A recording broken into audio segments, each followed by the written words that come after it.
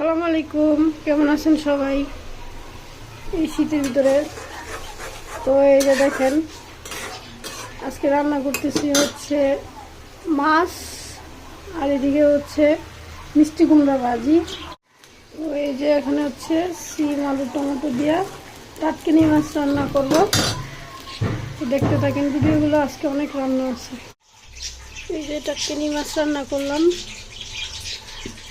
ঠিক আছে, আপনাদেরকে দেখাই নেই, তখন দেখাইতে সময় পাইনি। তো ঠান্ডার দিন, এত ঠান্ডা, কিছু রোদ উঠছে তারপরও কেমন ঠান্ডা। আর এদিকে হচ্ছে এই যে ডিম ভাজতেছি, 4টা ডিম ভুনা করবো। সিম ভর্তা, সিম অলরেডি সিদ্ধ দিয়ে লাইছি। এই যে সিম, তো সিম ভর্তাটা আমি এখন বানাই আপনাদের দেখাবো। এদিকে ডিমটা ভাজা শেষ, তো আমি এখন পেঁয়াজটা দিয়ে দিব। তো এই যে আমি ডিমের জন্য পেঁয়াজটা দিয়ে দিচ্ছি। এখন এটা ডিম ইয়ে করতে থাক পেঁয়াজটা। আর এদিকে আমি সিমগুলো ছিললাম, ভর্তা বানায় ফেলাই। তো চলুন সিম ভর্তা বানানো শুরু করি।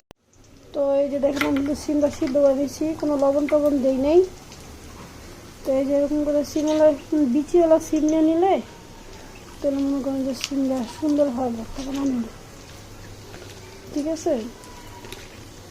তো আমি এখন হচ্ছে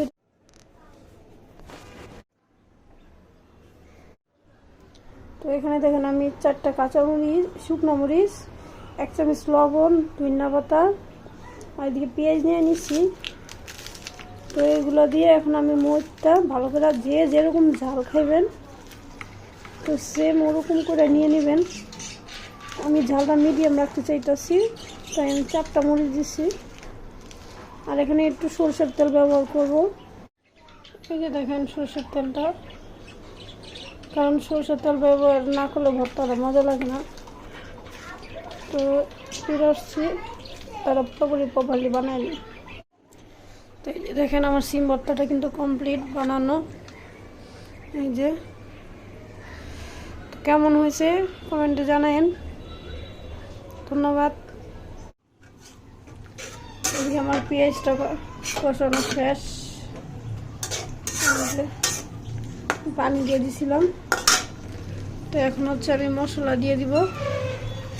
মশলা হলুদ, মরিচ, লবণ, ধনিয়া, রসুন বাটা। তো আদা বাটাটা থাকলে আপনারা দিতে পারেন, ডিমের ভিতরে দেওয়া যায়।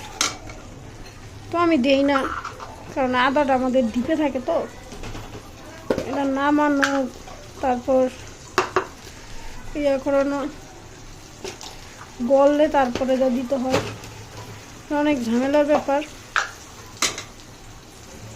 এই জন্য আর আমি ব্যবহার করি না। মরিচ একটু ঝাল দিব, যেহেতু ডিম তরকারি। 2 চামচ দিলাম, ঠিক আছে। ডিম ভুনা টমেটো দিয়ে করতে গেলে, কারণ এটা টমেটো যেহেতু টক জিনিস। আর এই যে ধনিয়ার গুঁড়া দিলাম। এবার কষাইতে থাক। এবার আমি রসুন বাটাটা দিয়ে দিব। এই যে রসুন বাটাটা 1 চামচ মতো। তো এখন এটা কষাক, তারপরে আমি একটু টমেটোটা দিয়ে দিব। ফিরে আসতেছি কষানোর পরে। এই যে আমি টমেটোটা দিয়ে নিচ্ছি, তখন কষায় পানি দিয়ে দিব অল্প, যেহেতু আমার তরকারি অল্প। তো এটা কষাইতে থাক,